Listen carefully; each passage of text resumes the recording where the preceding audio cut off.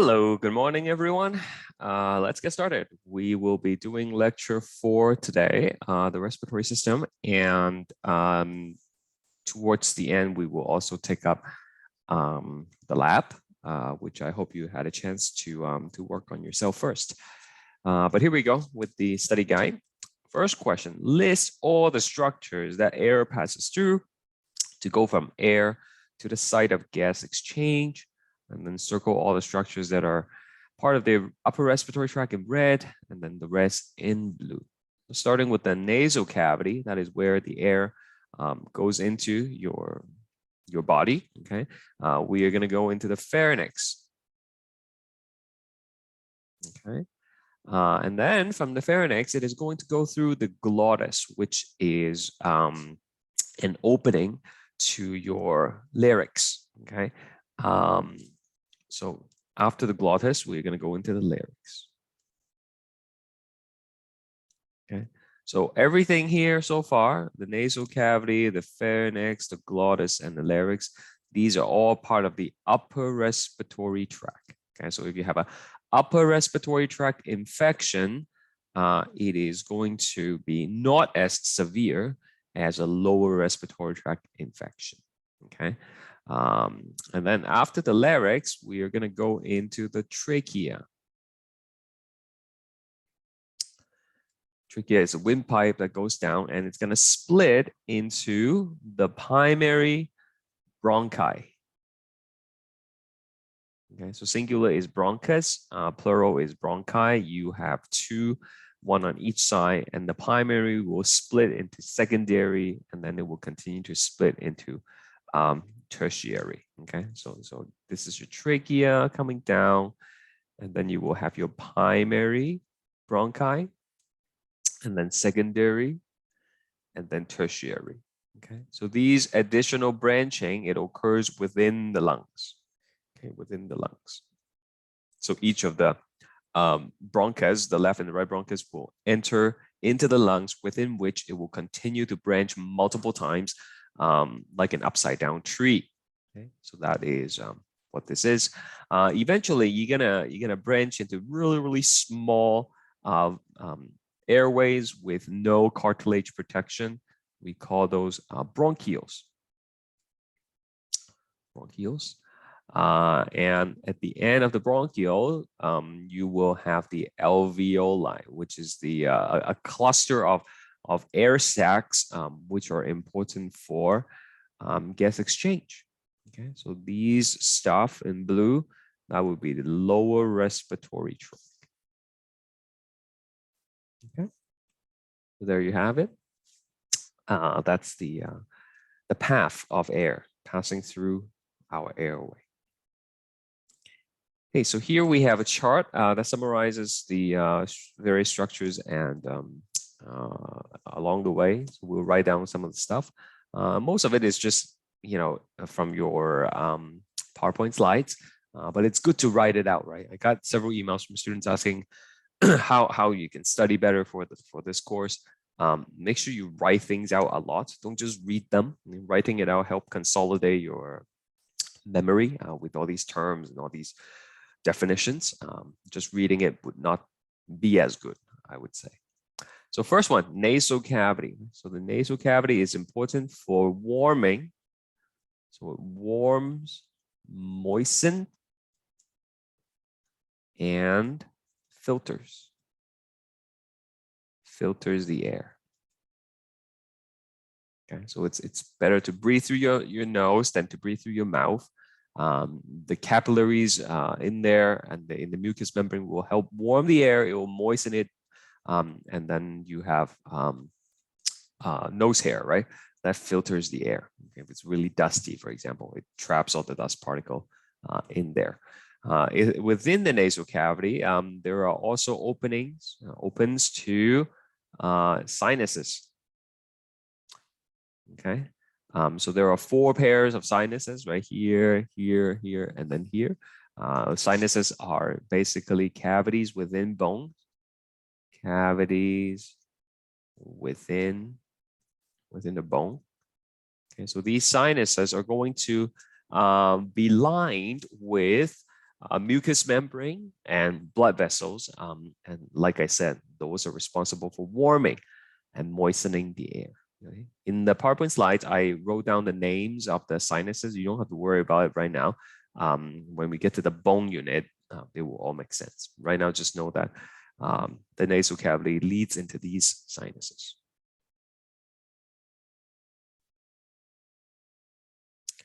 Okay, next one, pharynx. Okay, pharynx is also basically like your throat. Okay, and there are two openings that lead into the pharynx. Okay, so the first opening is the nasal pharynx. Okay, so going in from the nose, if you breathe in air, it will go through the nasal pharynx into the throat, into the pharynx. Or you can enter it through the oral pharynx. Okay, so this is an opening that connects the mouth to the throat. Okay, so essentially the pharynx is the common passageway. Common passageway. Oh my goodness. Common passageway for air, right, food, and liquid.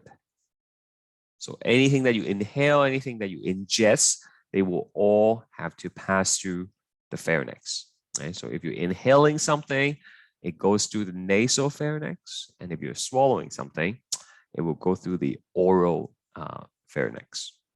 Okay. So from the pharynx, it will lead into the larynx or the esophagus, depending if you are, swallowing or just breathing. So I'm just going to move to this diagram for a second. We already labeled this in the lecture recordings. So if you haven't already checked it out, please do so. But this is a mid-sagittal cut of the head. So cut it like this, and then you look at it from the side. You will see, right, this whole part here, that's the back of the throat. That's the pharynx. Okay, and if you're breathing in, right, the air will go through the nasal cavity. Right? It's really big inside, right? Okay, so when they do the COVID swab, they stick the thing all the way up, right? It feels like they're poking at your brain, right? And then they take a swab, and then they do the PCR, but it's really big inside. So then the air goes in, and then it's gonna go through the E right here, part E. That is the nasal pharynx, right? It's an opening that allows the air to go from the nasal cavity into your pharynx. Okay, and then from there, from the pharynx, it is going to go through the airway. Some of it probably go into your stomach as well, but the air is primarily destined for the trachea at the front. So this is air. Okay, and if you're swallowing, right, then you would put things into your mouth, and then when you swallow, it will go into the throat through another opening here at F, right? So this is the oral pharynx, and then it will go into the esophagus. Any question about what I've just said?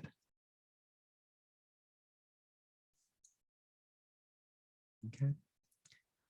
So there's another thing here. G is pointing at the opening where you leave the pharynx, okay, into the larynx. That's called the laryngopharynx.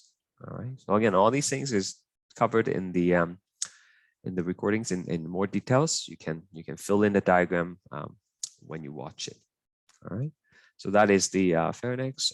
We can say connects to esophagus for food and the larynx. Okay.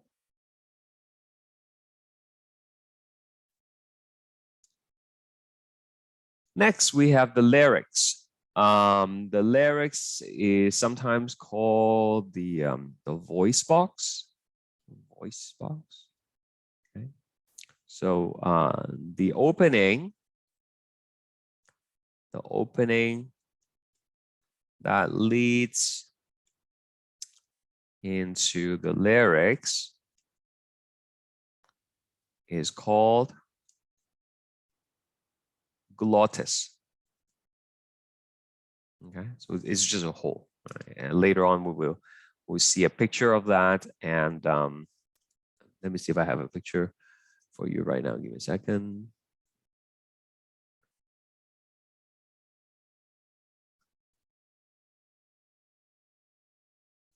Okay, like here.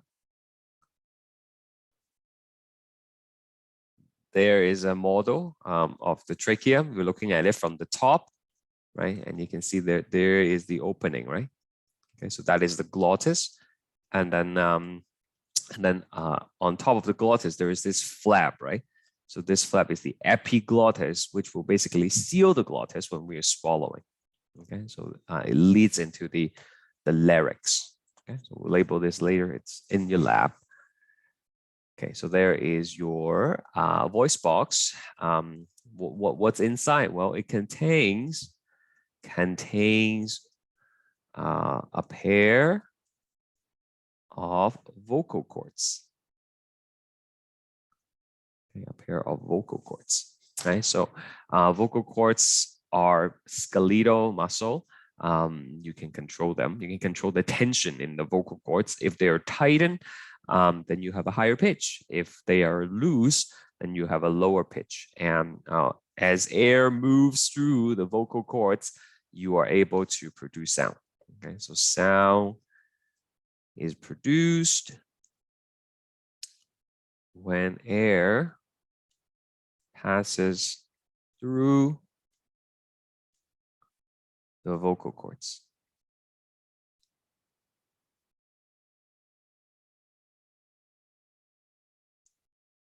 Okay, that's why if you pinch your nose and then you close your mouth and you try to like hum a song or something, you can go ahead and try that.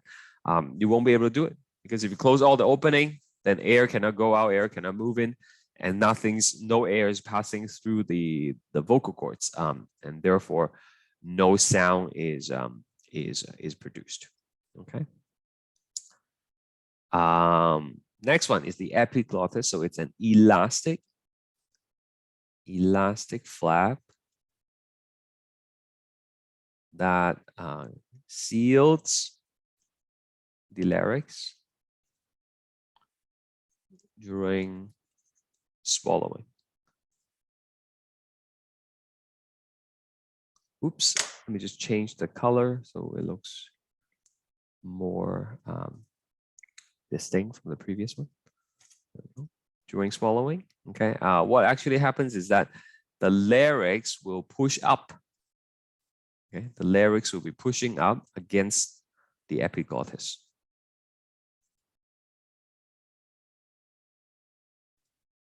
Pushes up against the epiglottis to create a tight seal. Okay. Give me a second.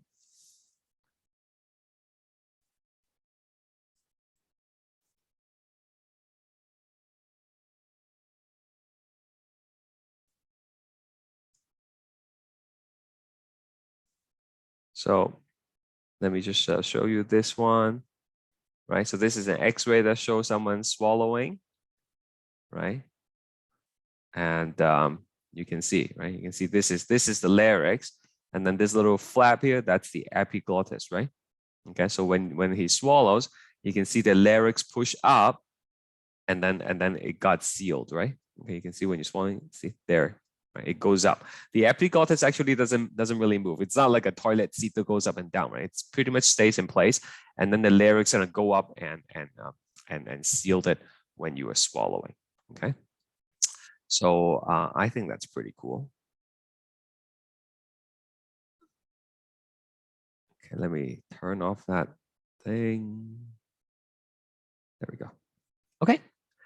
So there you have it, epiglottis. Next, we have the trachea. Okay, the trachea is the windpipe. Okay, it is in front of the esophagus. So we'll say it is anterior to the esophagus. Well, you saw that on the X-ray just now. It is a little bit shorter than the esophagus because it splits, right? It splits into left and right bronchus. Okay, the main bronchus or the primary bronchus. And the trachea is protected by C-shaped cartilage. Okay, you can actually, if you move your finger up and down like this, on your neck, I guess, over here, you can feel the ridges of the cartilage. Okay, and that is the C-shaped cartilage that protects the trachea to keep it open, right? Because when you breathe out, there's negative pressure, and if the airway is not reinforced by these cartilage, they tend to collapse. You know, we don't want them to collapse because the inside is full of moisture, right? Once it collapsed, the moisture might create surface tension that cause them to be difficult to open up. That's why we want to prop them up open with these cartilage. Okay. On the inside, right? On the inside, the trachea is lined with the inside, right? The inside is lined with what we call like the pseudo, that long word, right? Pseudo stratify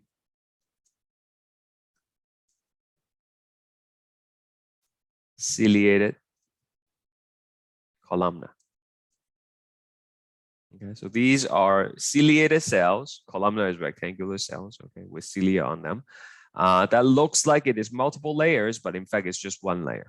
Okay, so pseudo means fake, right? Okay, it's deceiving. It appears to be stratified, but it's actually a single layer. Okay. Also, we have the goblet cells. Goblet cells. Okay, which of course is responsible for making the mucus, right? One of the innate defense that we have, right? The surface barriers. Okay, so creating the mucus will help trap all the pathogens potentially that you breathe in, and then the cilia is going to remove them. And so there is your trachea. Okay. Next, we have the bronchus. Bronchus is the main bronchus, the main or the primary bronchus leads into the lungs. Right. So the right one goes to the right lung, the left one goes into the left lung, and it will continue to branch into secondary, tertiary, and smaller bronchi. Okay, in terms of morphology, in terms of what they look like, and you know the kind of cell that makes them up, it's very similar. Okay, also protected by cartilage. Okay, but no longer C-shaped because there's no esophagus behind it. So you will get the full ring unless it is very small. Okay, when you get to the tertiary, you will have, instead of a full ring, you will have these cartilage plates. So also protected by cartilage, either as a ring or plates. Okay, so ring for the secondary, tertiary would be more like plates. So if you think about the airway like this, so rather than having a ring that goes around it because it's so small, right? You would just have pieces of like cartilage, kind of like bathroom tiles, if you would, that, you know, attach onto it to protect it, to reinforce it a little bit. Okay. Any questions so far for everything that we talked about here?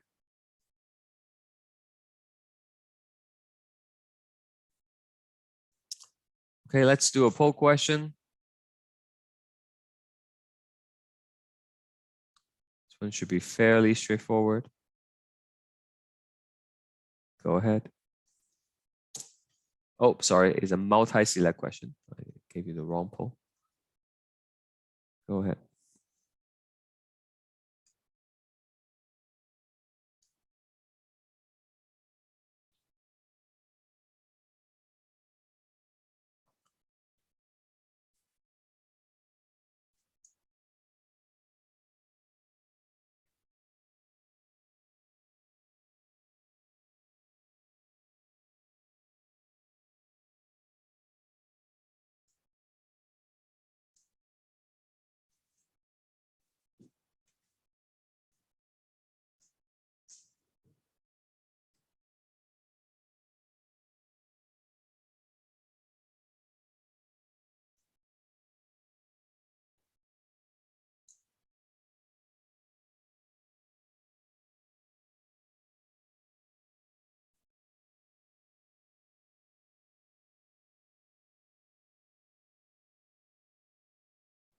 Okay.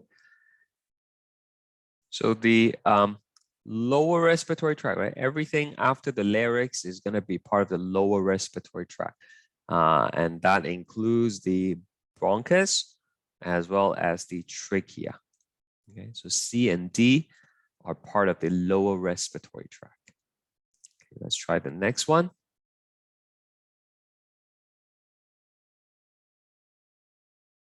Go ahead.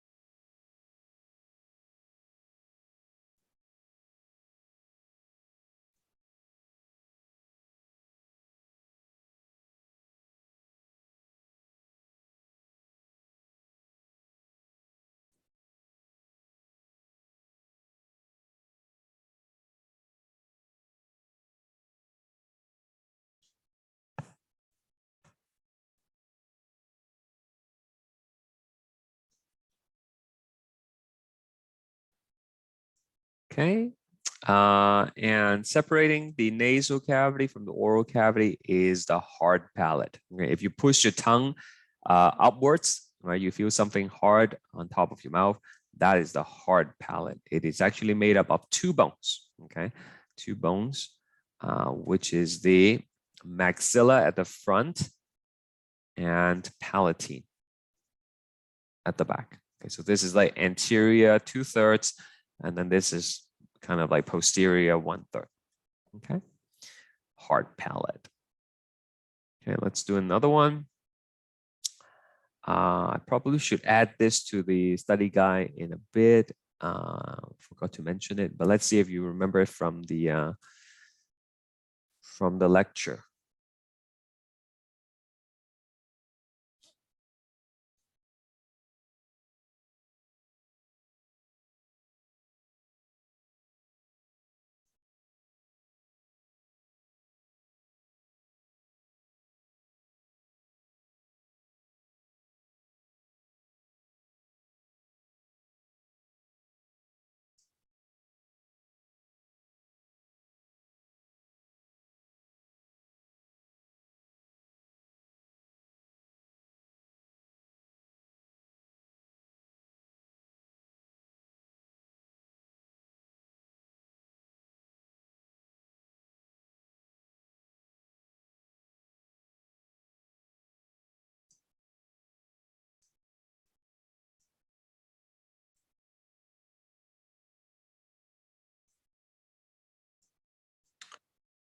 Okay, the larynx is protected by the thyroid cartilage. The thyroid cartilage. Let me show you a picture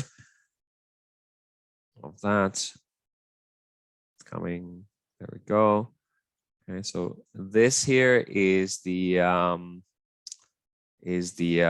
model for the larynx, for the throat base. Well, for the neck, okay, I should say. Sorry, and you can see, right? This is the larynx, right? And this cartilage that protects it, that is the thyroid cartilage. Okay, a lot of you are saying, what did you choose? The hyoid bone. Yeah, the hyoid bone is all the way up here. Okay, so that's not yet your larynx, right? So the correct answer is thyroid cartilage. Let me see if I can delete that. There we go. Why don't we add that to our list right here? Okay, so where was it? The larynx. Right? We can say protected by thyroid cartilage. Okay, there we go.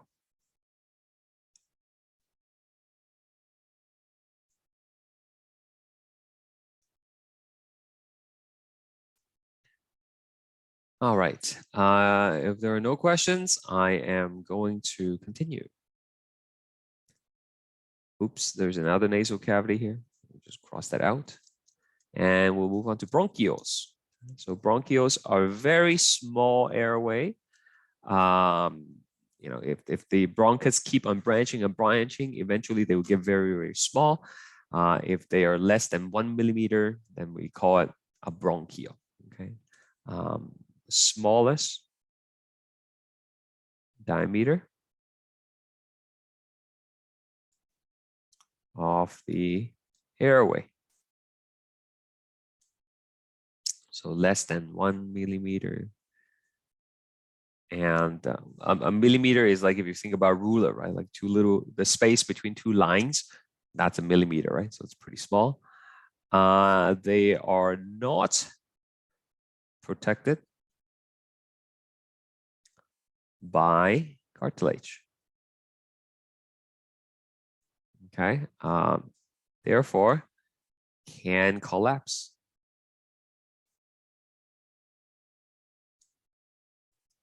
E.g. during asthma attack.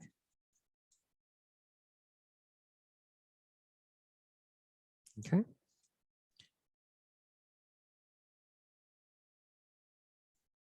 And then at the end of the bronchiole, we have the alveoli.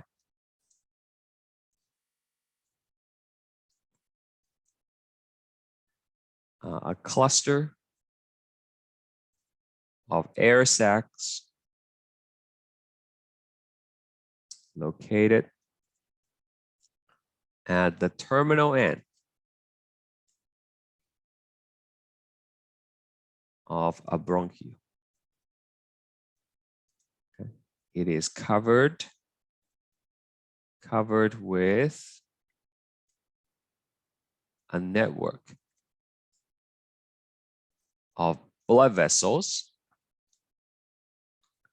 And of course, this is the site of gas exchange.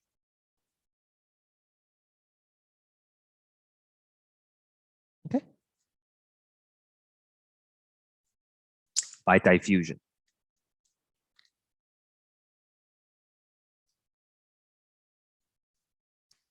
Next, we have the pleurae, which is a double layer membrane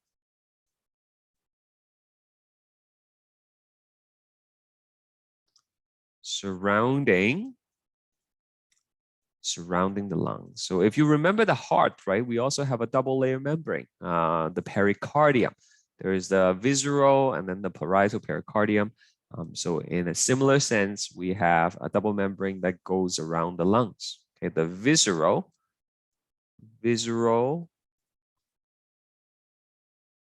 pleura is the inner layer. Okay, and then the parietal pleura is the outer layer. Okay, and then in between, there or pleural fluid in between the layers. Okay, remember we also have fluid. We also have fluid between the pericardium, right? Those are called the pericardial fluid. And here between the visceral and the parietal pleura, we have the pleural fluid. Okay, that is it.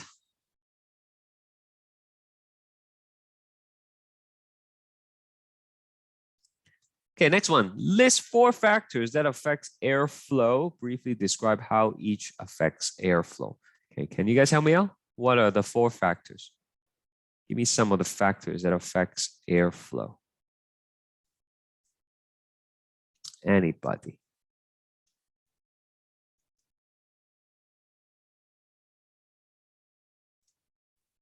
Boyle's law? Yes, that's correct. Thank you. Boyle's law. Okay. Compliance. Compliance. Yeah, very good. Okay, and Resistance to airflow. resistance. Yeah, very good. And then Safi said pressure gradient in the chat. That is also correct. Okay, so let's quickly talk about how these affects airflow. So Boyle's law states that at constant temperature,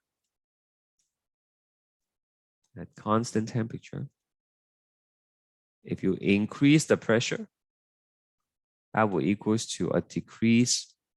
Let's write the other way around. If you increase the volume, you would decrease the pressure. And then if you decrease the volume, that would increase the pressure. Okay. So what we can do is by changing the volume of the lungs, its pressure will also change. Okay, so by moving our rib cage, by moving the diaphragm, we can change the volume of the lungs, which would then change the pressure in the lungs. And by changing the pressure of the lungs, we can control the direction of airflow. Okay. So next we have compliance. That dot is right here. CE, compliance. What is the meaning of compliance? Basically, compliance is the expandability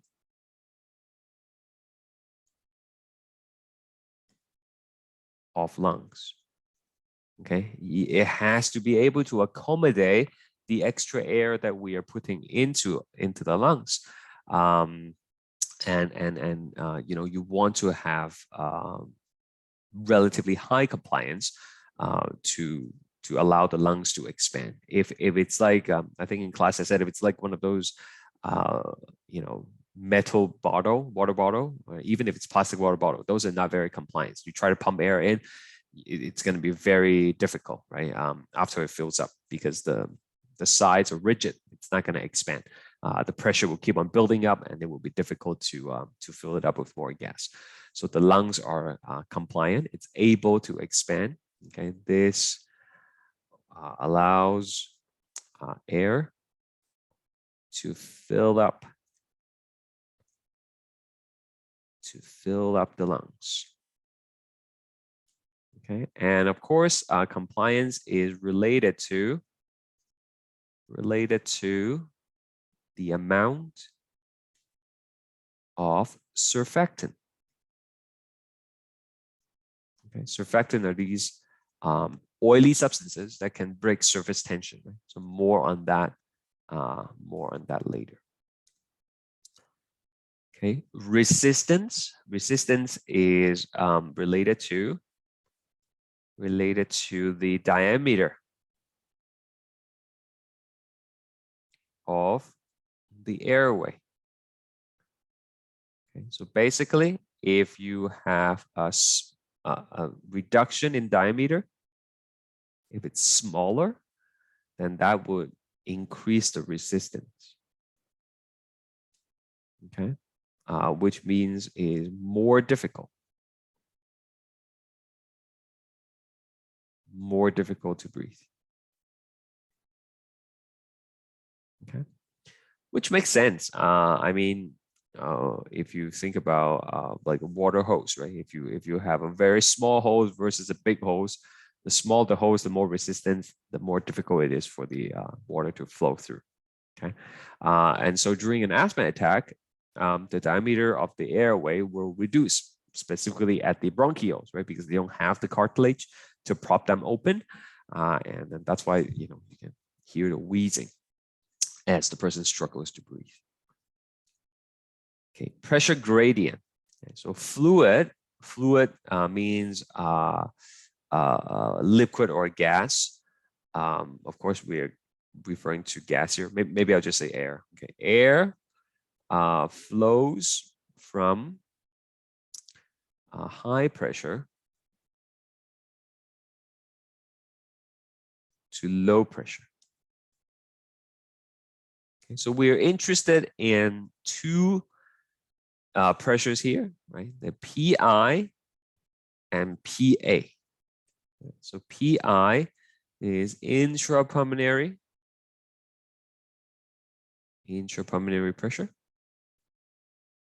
which is pressure inside the lung. And then we have PA, which is atmospheric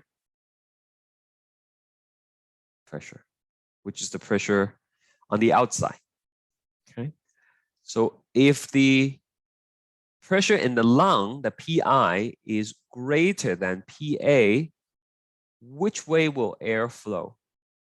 Are you going to be breathing in this case, or are you going to be breathing out if PI is greater than PA? And let's have a vote and see if you guys know what I'm talking about. Okay. In this case, do you think it's A, breathe in, or B, breathe out? Please choose one of them.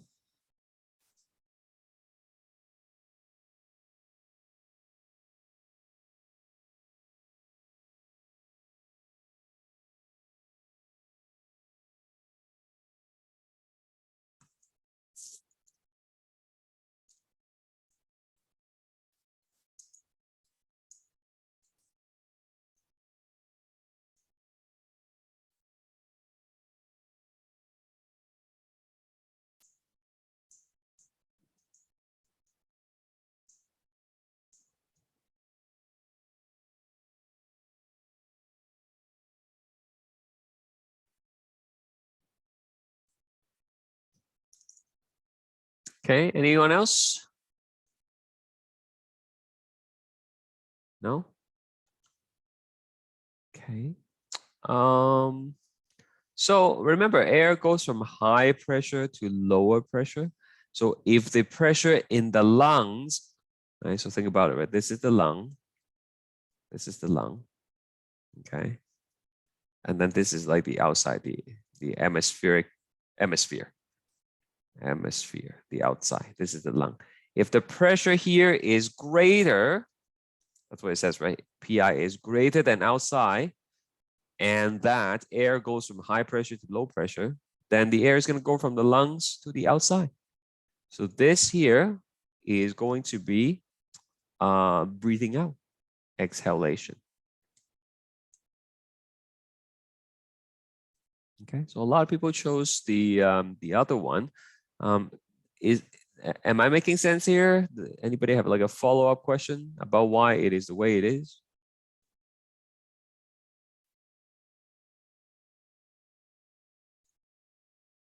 No? Okay. And over here, if it's the other way around, if we have the inside of the lung pressure lower than the outside, then air will rush in. Then it's going to be inhalation. Okay, remember, you always go from high to low. Okay, if it's higher outside than inside, then air goes in. Okay, so there you have it. The 4 factors that affects airflow.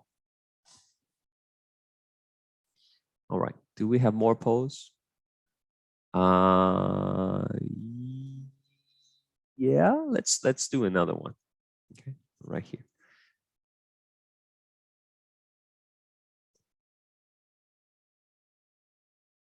Relaunch the poll.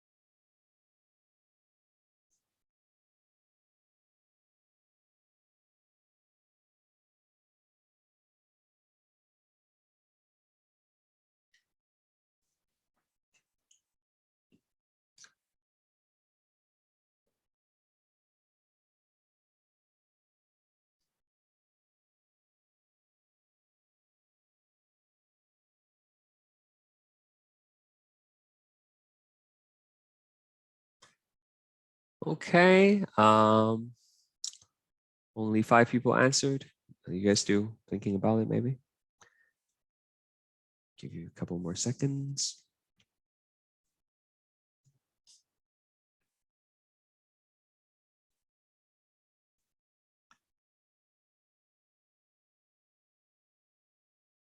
Okay, let's talk about this. Which one is anatomically correct? First one, the visceral pleura is superficial to the parietal pleura. It's the other way around, right? The visceral is the one that is on the inside, and then the parietal is the one that is outside.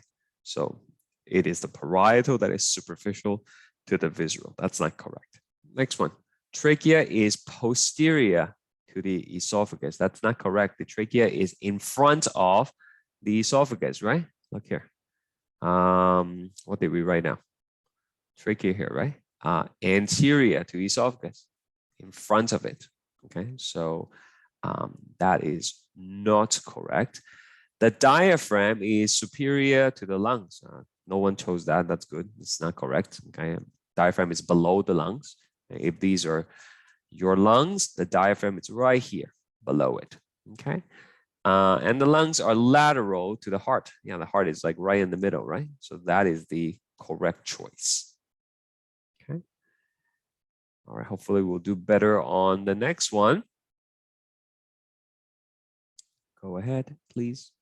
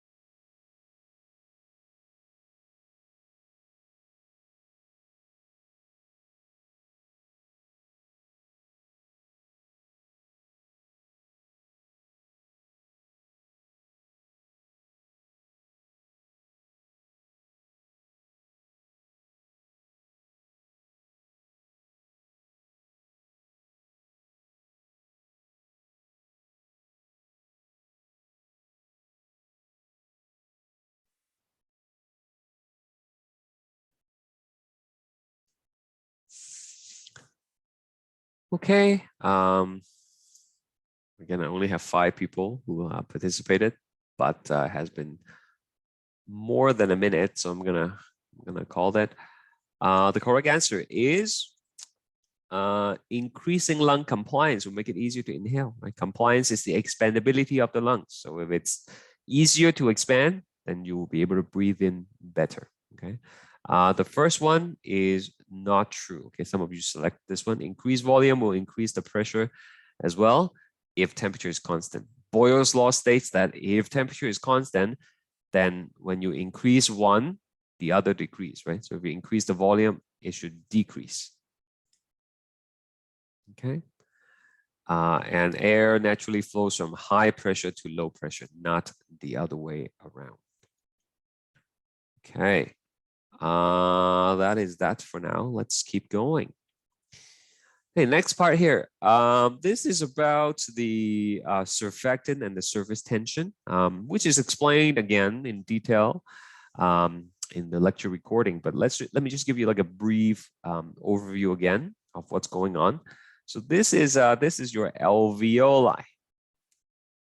Okay, the alveolus singular, and it's an air sac where gas exchange occurs. There are two conditions that are necessary for gas exchange to occur. Does anybody remember what they are? Two criteria for gas exchange to occur effectively. We need to have something and something. What is it? Yeah, Dorothy said moist. We need to have a moist surface. That is correct. And the other one being we have to have a large surface area. So being like a spherical shape, that is going to maximize surface area. And the moist condition is going to be created by a layer of basically like water molecule on the inside of the alveoli. Okay. Now, as you learn in chemistry class or even last semester from me, water molecules are polar. Okay, and that they are attracted to each other. So if you have a layer of a film of water on the inside of the alveoli, the water will be attracted to each other like that, and it will create a force that will cause the alveoli to collapse, to close on itself. Right? I said it's like putting magnets on the inside of a plastic bag. The magnets will attract each other and cause the bag to collapse on itself. And that's what these arrows are. Okay, they are the surface tension. What creates the surface tension? It is going to be the film of water inside the alveoli. Okay. What is the effect on respiration? Well, because it is squeezing on the alveolus, it is going to actually help with what? Does it help with breathing out, or does it help with breathing in? Right? If it squeezes on the alveolus, does it help you breathe out, or does it help you breathe in? What do you think?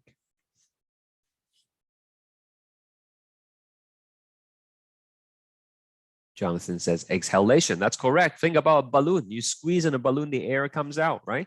So this helps with exhalation. Okay. However, it is going to go against inhalation. Okay. Because of this squeezing force, it's going to be difficult to breathe in. All right. Now, if that is the only force, then we are going to have a hard time breathing in all the time. Okay, we might have an easy time breathing out, but breathing in is going to be laborious all the time. Okay, so luckily we have the surfactant. Okay, so surfactant is a oily substance created by septal cells. Okay, so oily substance created by septal cells. Okay, and basically it is going to create an opposing force.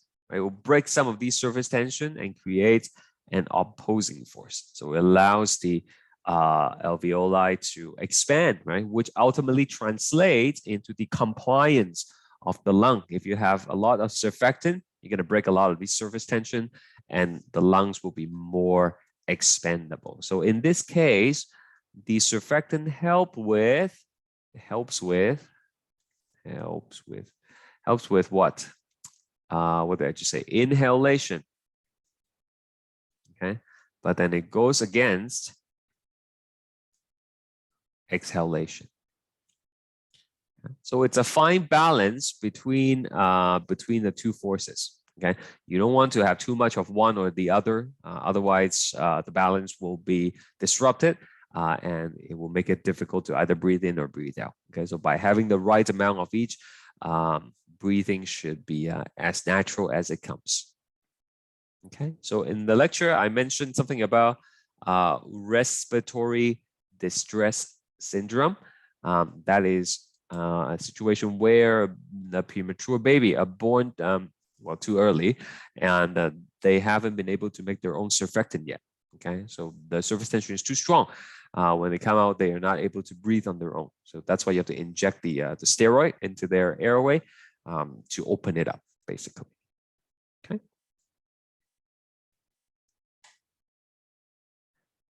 Are we together? Any question? No, no questions. All right. So while we are all here, let's take a quick break and talk about something else for a moment. We will have the tutorial on Tuesday next week. Okay, Tuesday, because your test is going to be on Thursday, right? Okay, so here it is, right? So next week is week number 5. Can you believe it? We're already at week number 5. So we will move the tutorial to Tuesday. I will do a test review. I will post a review sheet probably like later today or something. You can work on it on your own first, and then we take it up just like the study guide, right? Or if you want, you can wait until Tuesday. Doesn't matter, whatever you like. And then you will also have to do the lab. Okay, so the lab will be 2.5%. It's going to be available tomorrow, and you will have until Wednesday to finish it. Okay, so the lab includes regular multiple choice questions, as well as multiple choice questions that are related to the lab that we'll take up in a bit. Okay, it's all of Unit 1, which includes the cardiovascular system as well. This would help you review for the test, even though the cardiovascular system is not on the test. Okay, sorry, that came out really confusing, I think. Basically, the lab has all 4 lectures in Unit 1, and then test 1 only have 2, 3, and 4. All right. The lab, like I said before, you will have 2 attempts. You don't have to do the second attempt. You could if you want. If you didn't like the mark you got the first time, you can do it a second time. Only the highest mark will count. Statistically speaking, everyone usually get like A+ on these lab quizzes. Okay, because you if you bomb it the first time, you study more and then you do it again, right? And the time limit is very generous on these ones. Okay, it's not like the quiz where you're gonna run out of time. These ones are like way longer than you need to complete it. Okay, so do it before Wednesday and come for the test review on Tuesday. No new lecture next week. You just have to study for the test. And what's on the test? I don't remember. Okay, but I'll post the information after class for you, just like I did for the quiz. Okay, so there is going to be like the standard stuff, right? Multi-select, application questions, those kind of stuff. Any question about what I just said?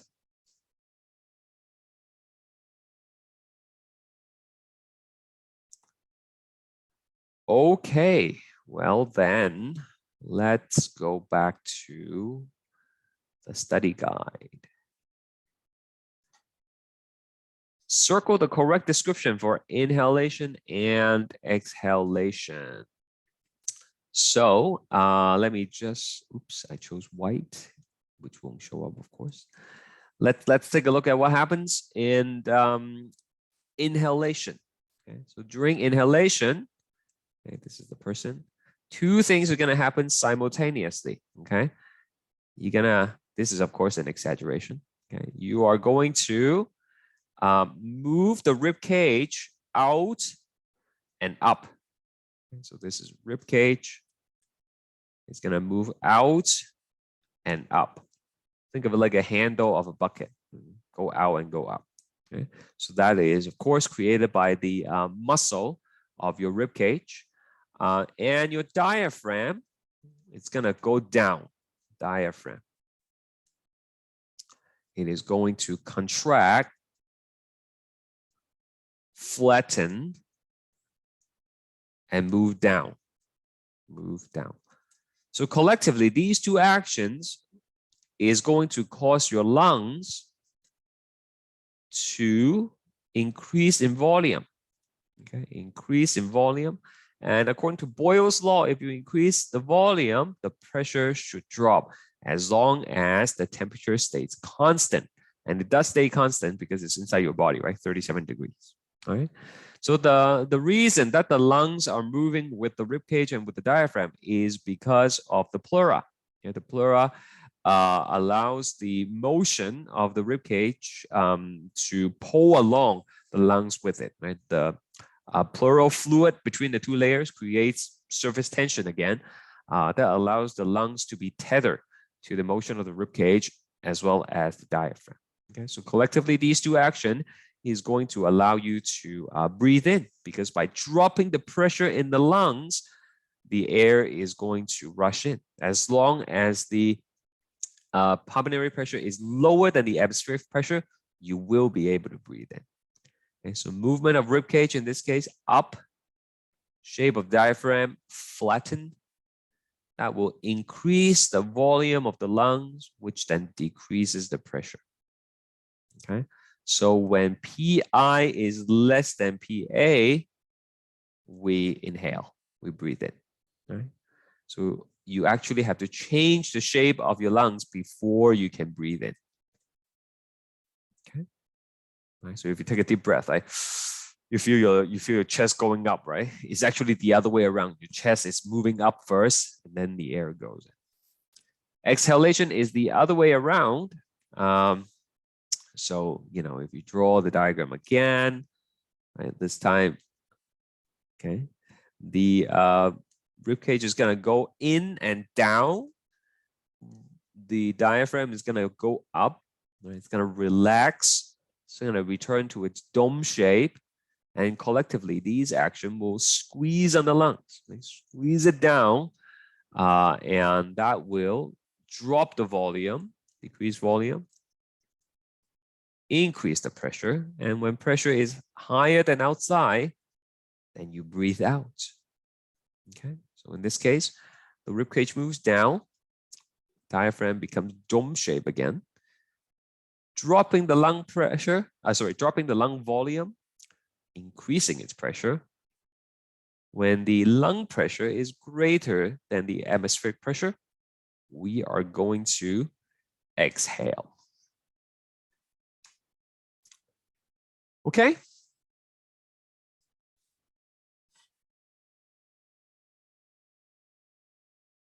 Alrighty, next part, we have these definitions. Okay. So for those of you who did I fill this chart in the lecture recording? Can someone confirm with me? Did I do this in the lecture recording? I don't remember. Yes. Okay. So I'm not going to fill it in again. You guys can watch it, but I will go through these definitions with you. Okay. So the maximum amount of air that can be moved into or out of the respiratory system in a single respiratory cycle. So that's like if you exhale all the way until you cannot breathe out anymore, and then you breathe in all the way to the max again, right? That is what this definition is talking about, and we call that the vital capacity. Okay, vital capacity. So vital capacity equals to expiratory reserve volume plus tidal volume plus inspiratory reserve volume. Okay. The amount of air that could be voluntarily expelled at the end of each respiratory cycle, that would be the expiratory reserve volume. The amount of air that is left in the lung after it collapses. So if there's a lung puncture, right, either because of a stab wound or because of pneumothorax, that is going to pop your lungs. But even then, the air in the lungs there will be still some air inside. Okay, we call that minimal volume. The amount of air that can be taken in over above the resting tidal volume, that is the inspiratory reserve volume, which is C. The amount of air moved into and out of lung during a single respiratory cycle, that's just your regular breathing, the tidal volume. And after you breathe out as much as you can, okay, but not popping your lungs, okay, so your lungs don't collapse, it's just that you breathe out as much as you can, there will always be some residual volume, okay, in the lung. Okay, remember the residual volume is called dead air, because it is very high in carbon dioxide. It is useless. Okay, is not involved in gas exchange. Okay, so people who have emphysema, for example, I talk about this in the lecture. Emphysema, when they lost the lungs elasticity, they will have increased residual volume, which makes it difficult for them to perform efficient gas exchange. Sir? Yep, go ahead.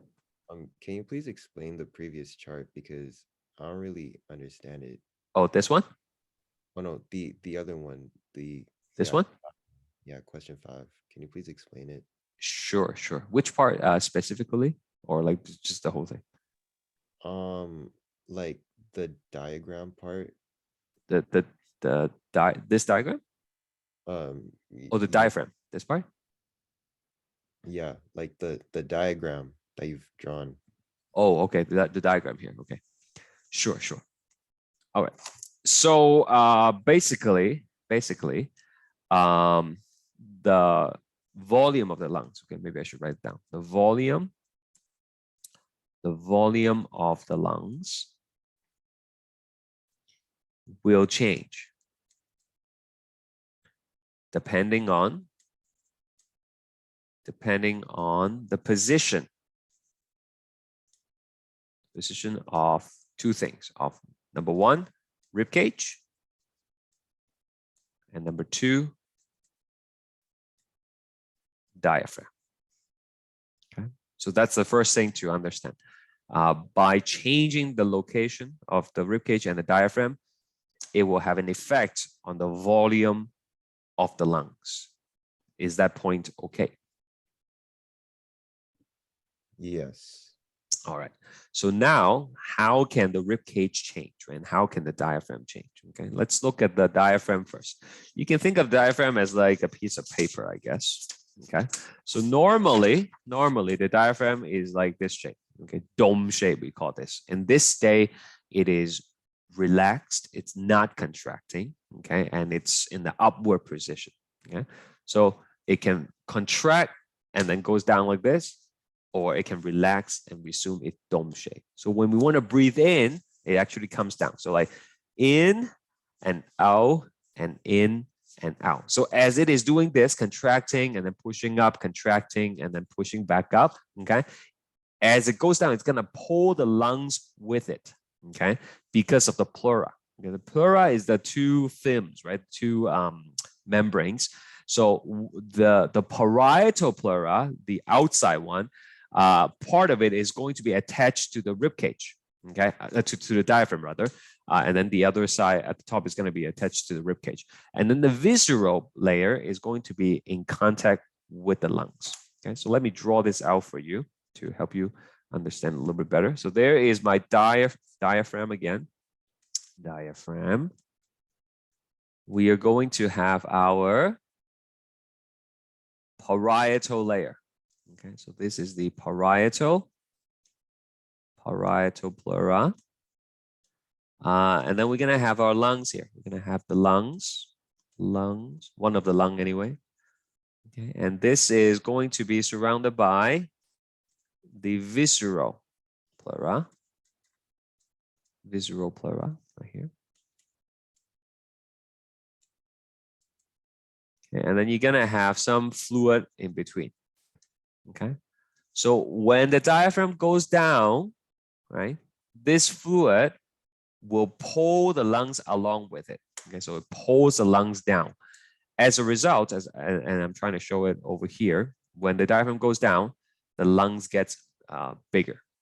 Okay, but that's not the only force that's pulling on the lungs. Okay, you're pulling it down on one side, but the rib cage will also have an effect on it. Okay, by lifting the rib cage, okay, outwards, right, you will also be pulling the lungs with it. So if I, let me just erase that, put it here, visceral pleura.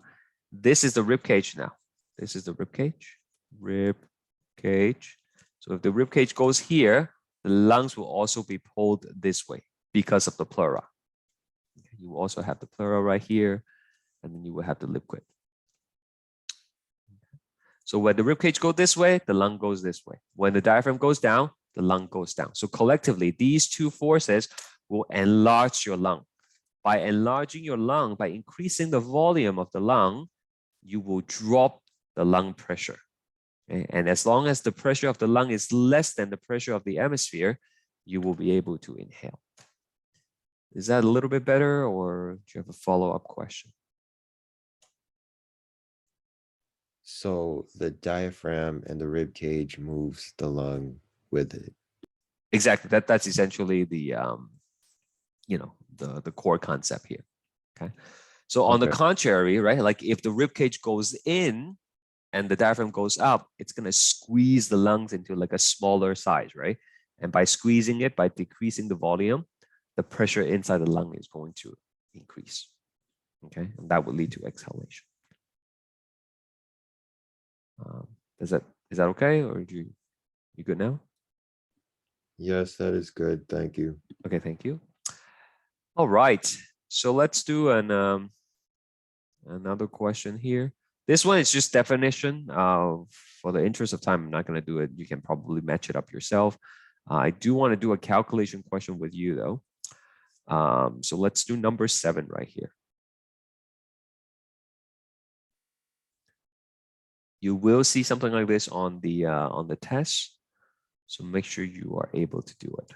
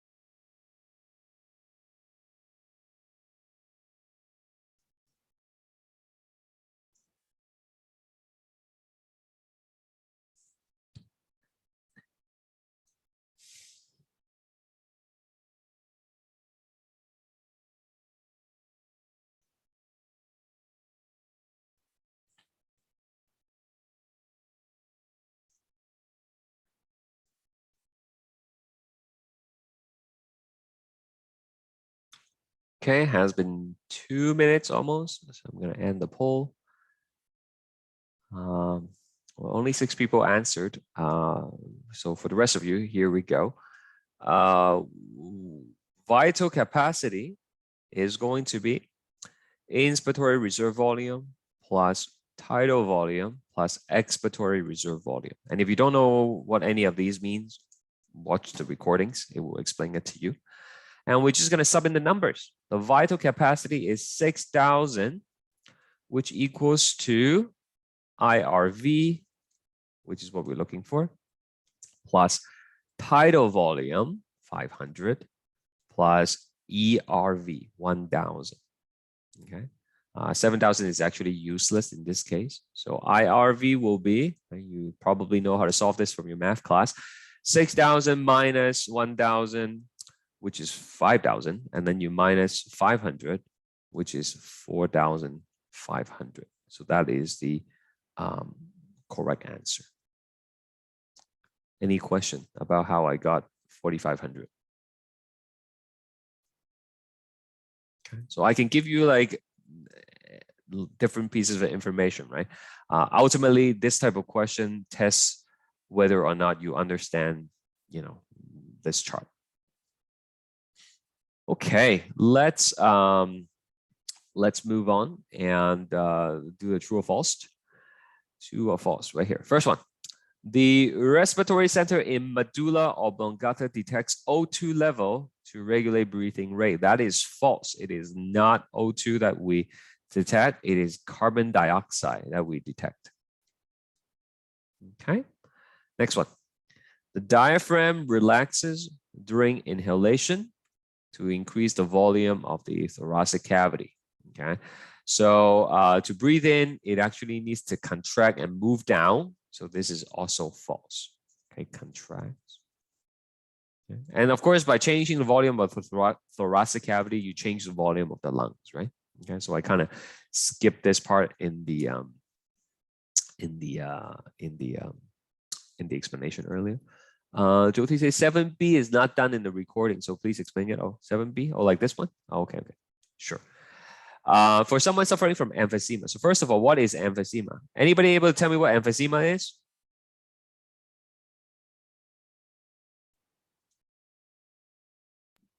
Is that when the alveoli, if that's what's called, is destroyed? Yeah, so like this is could be one of the side effects of long-term smoking. Okay, and the alveoli merge together to form large air pockets. Okay, so by doing this, your lung will have loss of elasticity. Okay, and by having these large air pockets and losing the elasticity, meaning you're not going to be able to breathe out as much. Okay, so this is going to have laborious exhalation. Would you say difficulty exhaling.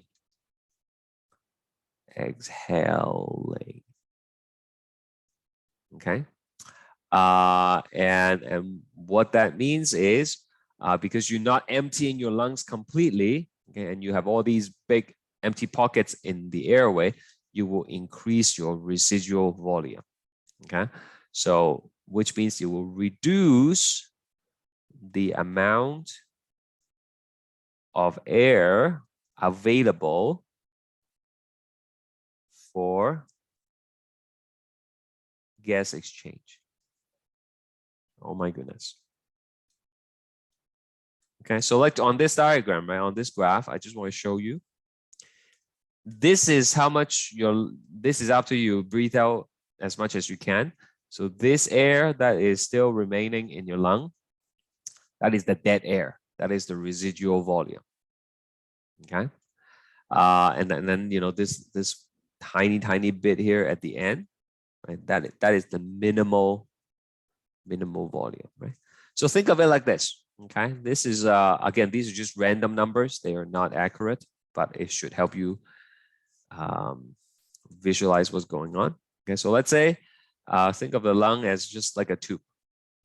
All right, so you breathe in air, then you fill up the tube. Okay, so you fill up the tube, and then you breathe out. But every time you breathe out, you're not going to be able to empty it completely because of the residual volume, right? So you're always going to have some dead air here. Okay, so let's say that dead air is, again, these are not accurate numbers. I'm just trying to use easy number to help you understand. Let's say you have 10% of dead air. That means this 90% is always free for gas exchange. You can put in new air in, you can take out air, and then you can use 90% of your lung capacity for gas exchange. For people with emphysema, because you are having these large empty pockets and you're not going to be able to empty the tube as much, then this dead volume increases, okay, maybe to like 40%.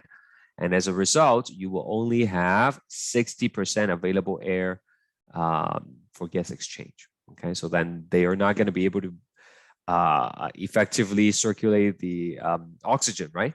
So a lot of people have to wear like oxygen tanks, right? You might have seen it on TV, or you might know someone who has to, wear the oxygen tank, and that is one of the reasons why. Are we okay with that? Does that answer your question, Jyoti? Please repeat again. Which part? The whole thing or just this last part here? Mary?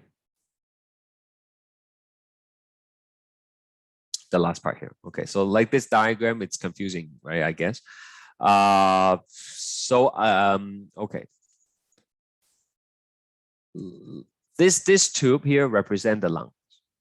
Okay, so instead of thinking about air, maybe just think about like filling it up with water. Okay, so there is 10% of like sediments at the bottom. Okay, so this stuff is gonna basically block up the full capacity of a lung. So when you breathe in, right, you're gonna fill it up all the way. Okay, all the way. Okay, think of this as like your water bottle. You're gonna fill it all the way up, and then these are all the water that you can drink. Okay, throughout the day. Okay, that would be like 90% available. Okay, but in a person with emphysema, okay, this amount of useless space basically increases. Okay, so now if you try to fill up your water bottle, you won't be able to fill it up all the way. You will only be able to fill it up this much because it's being blocked by these sediments, right? Okay, and as a result, instead of having this much water to drink throughout the day, you only have this much to drink, right? This might be like 60%, right? If this is 40%. So in a similar sense, the dead air fills up your lungs with useless air, fills it up with like carbon dioxide, basically, okay? Normally it's okay, it doesn't fill up a lot of, let's say 10%. Then you have 90% of your lungs available for gas exchange, okay? So that's good, that's adequate for what we have to do. But in emphysema, that useless air, that carbon dioxide filled air takes up more of your lungs space. Let's say it takes up to 40%, then I don't have 90% of my lungs working at full capacity anymore. I only have 60%, and this usually is not enough. Okay, so if I have to like walk up a flight of stairs, I need more oxygen. This 60% lung capacity is not sufficient to supply me. That's why you have to wear the oxygen mask. Does that help a little bit? I basically just repeated myself, so I don't know if I made it better or worse. Yeah, okay. If you guys have more questions, feel free to email me. All right. Okay. Bottom line, right? Like if I ask you on the test, what happens to the RV for some of the emphysema? Okay, the residual volume is going to increase. It's going to make it more difficult for them to do gas exchange. All right. Next one, air rushes into the lungs when atmospheric pressure is higher than pulmonary pressure. So when PA is greater than PI, do you breathe in or do you breathe out? Right here it says air rushes into the lungs. So that is correct. That is true. Vocal cords are found in the larynx. So that is false. The trachea is anterior to the esophagus. We talked about that already. It is true. According to Boyle's law, pressure increases when volume increases. That is false. Should be the other way around, decreases. Trachea, bronchi, bronchioles are all covered with cartilage, not the bronchioles. Okay, that's why they can collapse right during the asthma attack. And then the parietal pleura is superficial to the visceral pleura. That is true. Okay. All right. I will post the fill in the blanks for you to check later on. Why don't we take a quick break, 5 minutes or so, and then you can tell me which of these you want me to talk about. I mean, we can probably talk about the application question during the review class because I want to get to the lab. Okay, but if you have any long answer question you want me to take up now, we could do that. Okay, so let's take a 5-minute break, and we will resume shortly. Okay, see you in a bit. Okay, so we have a request for number 10. Explain why it is more difficult to breathe at higher altitude. I think I might have explained that in the recordings, but here we go again. Okay, if you think about like this over here at sea level, let's say the atmospheric pressure is, again, I'm just totally making this up. Let's say the atmospheric pressure is 100. Okay, so 100, whatever, 100 unit. So in order for us to breathe in at the sea level, our lung pressure must be lower than 100, right? Okay, in order to breathe in, it must be lower than 100. Okay, so let's say we are able to drop it to 70, then that creates a difference of 30 units. Okay, so how much can your lung pressure drop depends on two things, right? Number one, how far can your rib cage move out? Then number two, how low can your diaphragm goes down? Okay, so those are the limiting factor of how big our lungs can get. Okay, so let's say we go up to the high mountains now. Okay, so at higher altitude, the atmospheric pressure is going to be lower because there is less air pushing down on you, right? Think about like swimming. The deeper you go, the more water on top of you, the more pressure you feel, right? So it's the same way. Okay, up here, there's less air on top of you. So the atmospheric pressure is gonna be lower. And again, I'm just making this up. Let's say it is 80 unit now compared to 100. Your lung capacity does not change, right? How far you can expand your lungs is limited again by your rib cage and your diaphragm movement. So you will still only be able to drop it down to 70. So now the pressure is difference is only 10, right? So because you are not going to be able to create as much of a pressure gradient, you won't be able to get as much air into your system. Compound that with the fact that the air is thinner in the higher altitude, there is less oxygen in the air. It's going to make it very difficult for us to breathe. Is that okay, Safi? Do you have a follow-up question?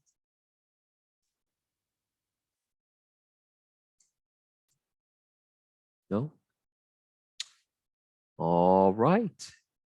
So like I said, I will post this part for you guys. We just put it up here. This is what I did this last semester. So I'll just put it here. There we go. And you guys can check it out of yourself when you do it. Okay. And I think we can do the the application question next time. Let's move on to the lab. Do you all have the lab with you? Okay. Give me a thumbs up if you have the lab. If you have the lab, choose A. If you don't have the lab, choose B. Or like if you know where to find it, right? Choose A. And then if you don't know where to find it or not have it, choose B.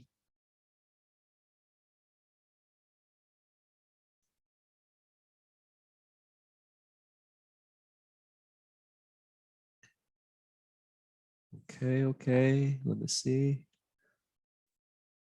Okay, a lot of people don't have it actually. That is unfortunate. Give me a second.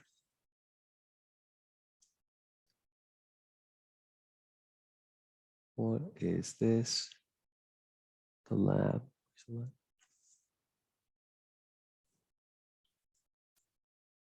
Okay, I post the link in the chat box. You can click on it and it should take you directly to the lab. All right.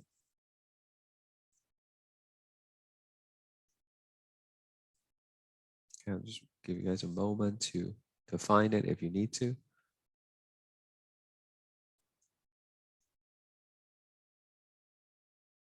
So you do not have to hand in this lab, right? Like that's why I'm taking it up with you, right? But you do need to have a good copy of this so that you can do your lab quiz. Okay, so here we go. First one. Label A, B, C, D, state their function. Okay, so A over here, that is the aorta. The aorta. A is aorta. which is important for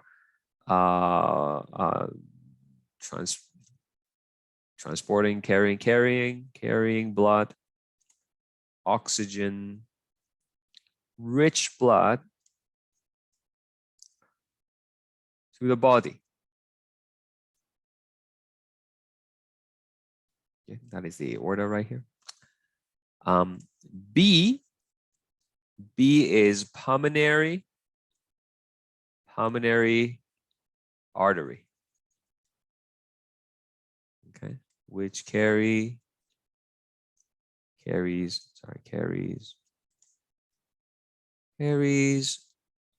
oxygen, poor blood to the lungs. Okay. Usually people don't know what C is. Anybody know what I'm referring to for C?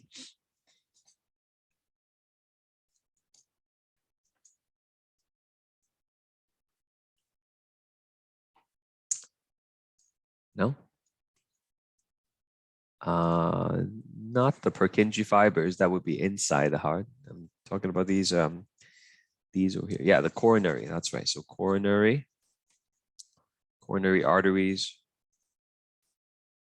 right, and veins. So this supply O2 to heart muscle. Okay. And we have another one here, D, that is the superior vena cava. Okay. Collects O2 poor blood from upper part of body.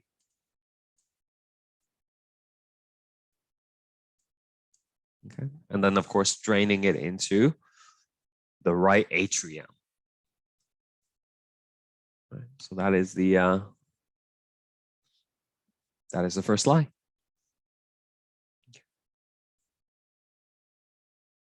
Again, you should have done this on your own first, and then I take it up with you. That's the idea of the lab.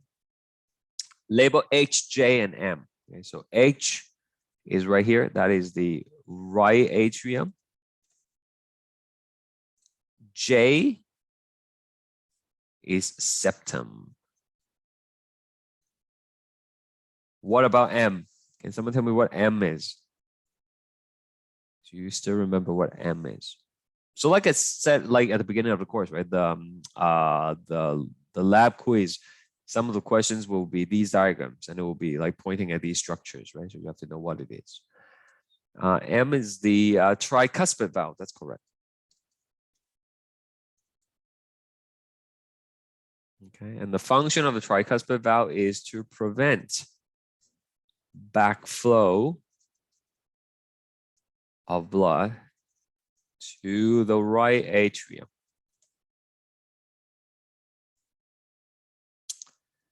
And the function of the septum is to prevent mixing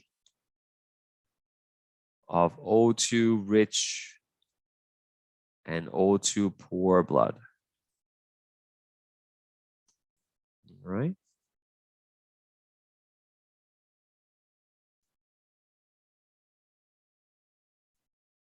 Just let me know if I'm going too fast. Like if you don't have time to copy everything, just let me know. You can also always watch the recordings, right? Okay, next part here. This is also an anterior view. What are K and L collectively known as? K is right here. L is right here. Those are going to be the semilunar valve. Okay, so number 2. Name K and L and state their function. So K here is at the door of the pulmonary artery. So that is the pulmonary semilunar valve. And L is the aortic valve. Okay? So this prevents backflow to the right ventricle, whereas the aortic valve would prevent backflow to the left ventricle. It's always the chamber that's before it, right? That you're trying to prevent the backflow from. Number 3, identify I and N. Okay, so I here is the left atrium and N is the bicuspid valve. All right.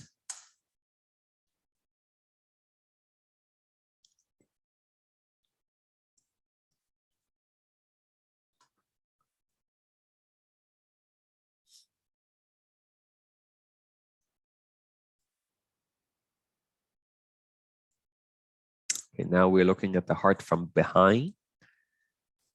E here, E is the inferior vena cava.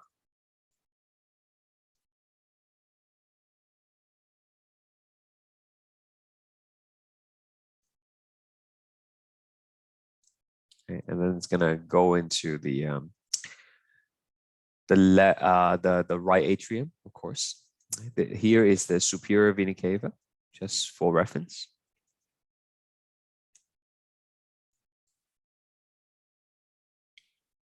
G is going to be the left atrium. The left atrium. And what does the left atrium, what vessel connects to the left atrium? Well, we have all these vessels, right? That is the pulmonary veins.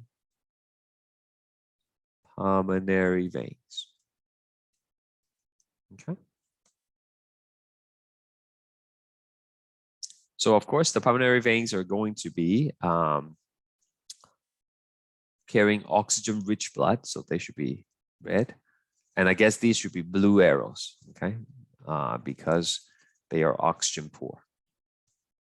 Okay? And then on top of the pulmonary veins, that's going to be the pulmonary arteries sending the blood to lungs, like that.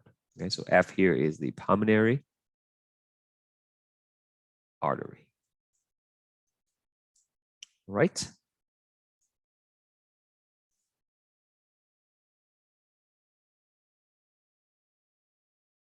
That's it.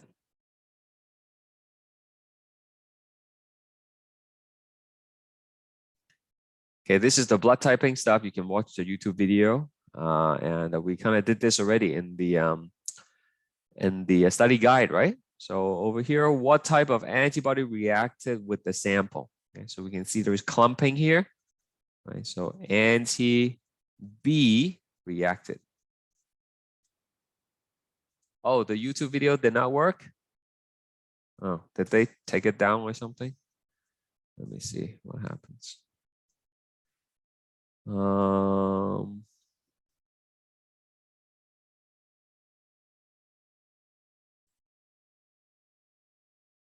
Oh yeah, the video is unavailable. Thanks for letting me know. I will try to see if I can find another one. But basically, you add the simulated blood into each of the well, and then you see if it's gonna react or not. Okay, so there we have a reaction with B, but no reaction with A or RH. Okay, so for this reason, the blood type is. Anybody know what the blood type is based on this result?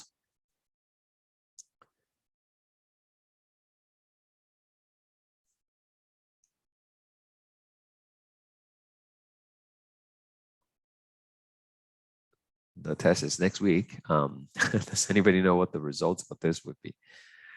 A minus. Okay, someone said. Anyone else? Okay, so maybe it's a good idea to refresh your memory from lecture 2, right? If it's only reacting with B and nothing else, then it has a B antigen on it and it's negative. Okay, B negative. Let's try another one here. There's reaction with A, reaction with RH, but no reaction with B.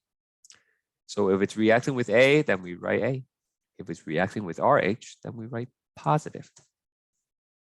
Okay. All right, so here, the patient needs transfusion. Can we take the donor's blood and give it to the patient? Let's take a look. The patient there's reaction with RH, but nothing for A and B. So that makes this an O positive person. Whereas over here, it is AB negative. Is it okay? Is it safe to give AB negative blood to an O positive person? Should we go ahead with a transfusion? What do y'all think? Should we do it or no? That's right. We are not going to do it. Not safe. Not safe. Because the patient will have anti-A and anti-B in their plasma, which will then attack the incoming RBC right away. So that is a big no-no. Don't do it. Okay. This is just a simulator that shows Boyle's law. And then you're supposed to plot the numbers. The key thing here is when you plot it on a graph. Okay, anybody want to describe what the graph looks like to me? Did anybody actually go graph this? If I show you a bunch of graphs on the test and I say which one represent Boyle's law, would you be able to choose the right shape? Has anybody actually graphed it? Yes. What shape would you say it is, Patrick?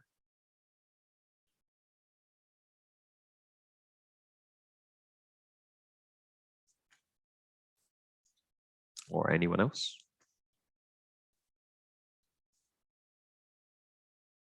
Okay, I'll tell you the answer, guys.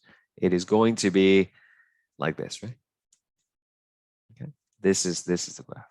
Okay? It's a reciprocal function. It's a reciprocal relationship. Okay, it's not straight line. Okay, if you actually plot the numbers, it will look like that.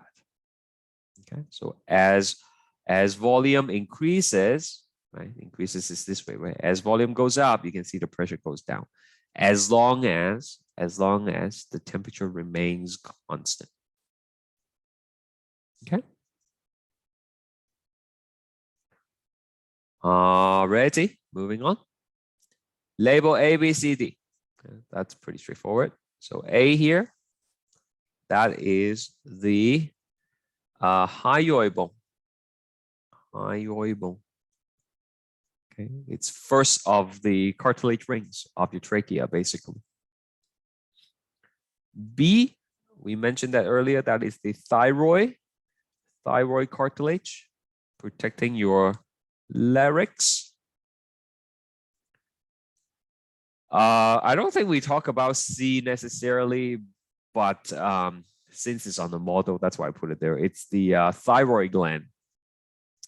The thyroid gland secretes thyroid hormone, which regulates your metabolism. It also secretes another hormone that regulates your calcium level in the blood. We'll learn all about it in lecture number 12. D is just your lung.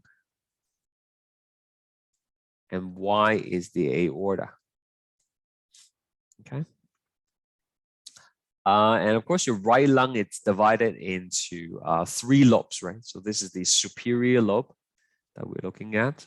Okay. And then you have the middle lobe and the inferior lobe. It's not really clear on this diagram, but it is divided into 3 lobes. Just give me a moment. I'm going to blow my nose. Excuse me.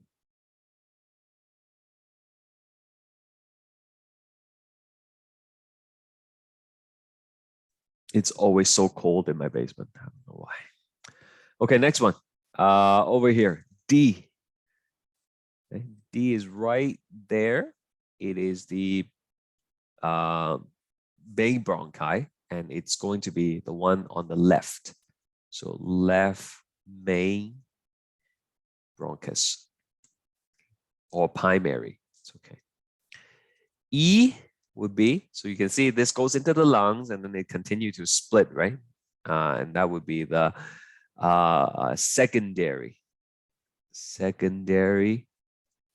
bronchus on the left side again, of course. What about F? Right? Usually, again, this is another one that a lot of people don't know what it is. Can anyone tell me what F is?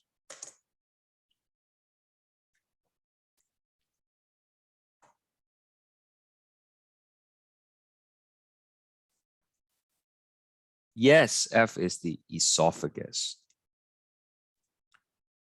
Okay, which is like behind your trachea, right? And I said that the trachea is shorter than the esophagus. So that is F. And G is the aorta. Okay, it just arches down, right? Becomes the aorta. And what else do we have? H. Where is H? Probably higher up right here. Yeah, that is the trachea. Right? So this whole thing is a trachea, right? This whole thing. Okay, all the way from here to here. That is trachea. And all these like ridges that you see, all these yellow, white, alternating bands, those are the cartilage protecting the airway. Next, we have another model right here. So B, A first, right? A here, that is the epiglottis. Right? Covers the glottis when we swallow. Okay? Prevents choking. B is first of the rings, right, of the trachea. That is the hyoid bone.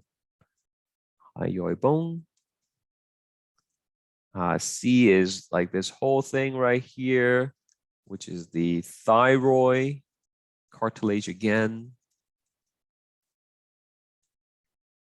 And we have a thyroid gland right here. Okay, and E is just your trachea. Okay, so state a function of A, I told you, prevents choking. What structure is protected by C? The larynx. The larynx. Okay. So this model, you can actually open it up, right, and look at the inside, and that's what the next picture shows. This is the front, and this is the back. Okay. And you can see that you know that because this is the trachea, right? Okay, and these are the rings. So F is the vocal cords. Vocal cords. G is your cricoid cartilage. It's just another cartilage to stabilize the throat. And H is the esophagus, which is behind your trachea, right? So trachea is always open and it's really big compared to the esophagus. Esophagus is collapsed usually, except when you're swallowing. Okay.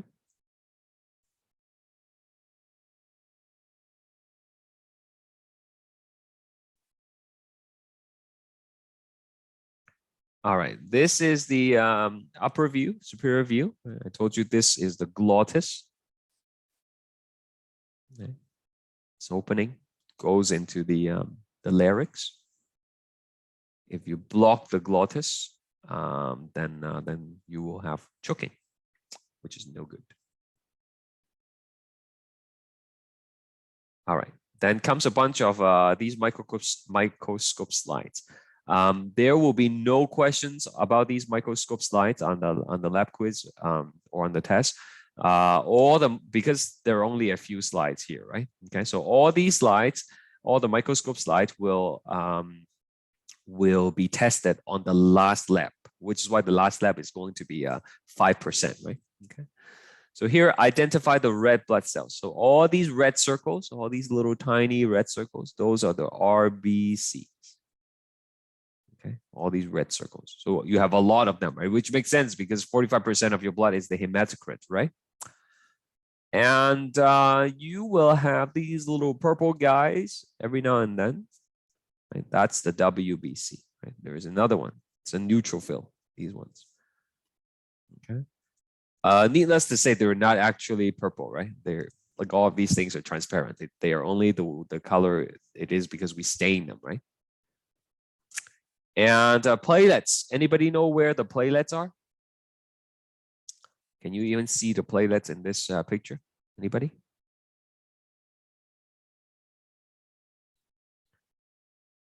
Where are the platelets? The blurry ones. Any better descriptions than blurry? The dots. Yes, the dots. That's right. So there is a platelet, platelet everywhere. Okay. So all these tiny dots, those are the platelets. Okay. They are not actually cells, right? You should know by now. They are cell fragments from the megakaryocyte. Okay. You can look at the PowerPoint slides for that. Okay, next one. What do you think is wrong with this this blood smear? By the way, what a blood smear is, you basically take a drop of blood and then you spread it across a microscope slide and you stain them. Okay. Yes, Patrick says sickle cell anemia. That's correct. So you can see all these moon-shaped cells, right? Those are sickle cell anemia, right? Which is a genetic mutation on hemoglobin causing the cells to become sickle shaped, and they would not be delivering oxygen efficiently. So that's not a good thing. Okay, what about this next one? What's wrong here?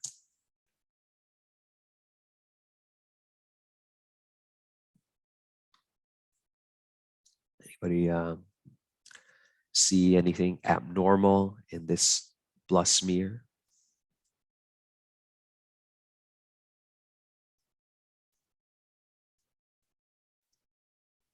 So compared to the normal, yeah, okay. So Jyoti said more WBC. That's right. If you look at the normal one, you are supposed to have very few white blood cells, right? Remember, less than 1% of your blood volume is white cells. And here you have way too many white blood cells, too many WBC. So it could be some form of leukemia.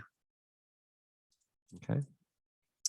Could be lymphoma, for example, right? Where there's an abnormal division of white cell. There's many different types of lymphoma as well. There's no way to tell, right? You need to be a trained person, hematologist, to know these things. Okay, very good. Here it's the trachea. Identify the lumen. Lumen is just the inside of a hollow structure. So this is the trachea, and this is the esophagus. Okay, trachea is bigger than esophagus. That's how you can tell. And also you can see the cartilage ring, right? That's what C is pointing at. It's pointing at this ring right here. You know, it's a shame we cannot do this at school. If we are actually at school, you'll be looking at these things under the microscope, which is quite cool. So these are the cartilage ring.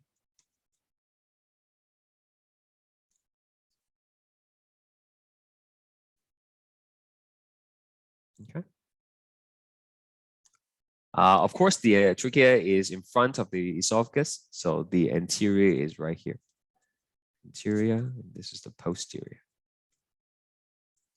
Okay.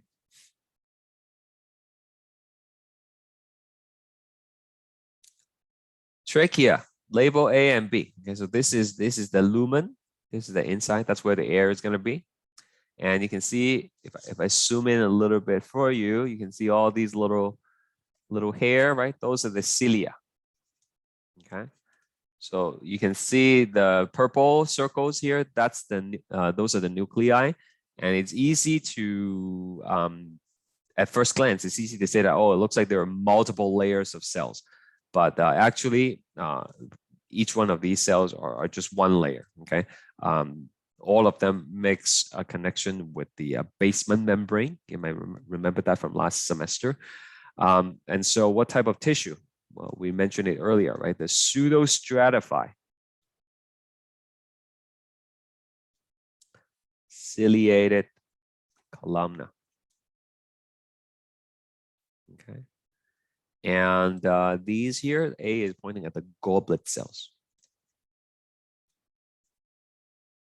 Okay. And B is pointing at the pseudostratify.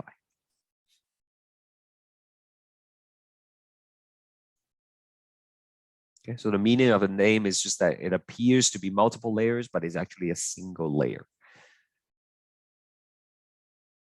All right, identify the artery and the veins. Arteries usually have very thick walls and a smaller diameter. So this is artery and this is vein. Okay, it's collapsed because like to make these slides, they actually have to fix the thing in the blood vessels in wax first. Okay, they embed the whole thing in a block of wax, and then they shave it into very thin pieces, right? So if you think about like the artery like that, the vessel like that, when you shave it, when you cut it, right, it just squishes it. So it's not actually squished in real life, right? It's just an artifact of how we prepare these lines. It's called microtome, the machine that slices it into really thin slices. Over here, right, you can see, I would say that this is an artery just because it's thicker wall. This is probably a vein or even a venule. Okay, there is some blood left behind here.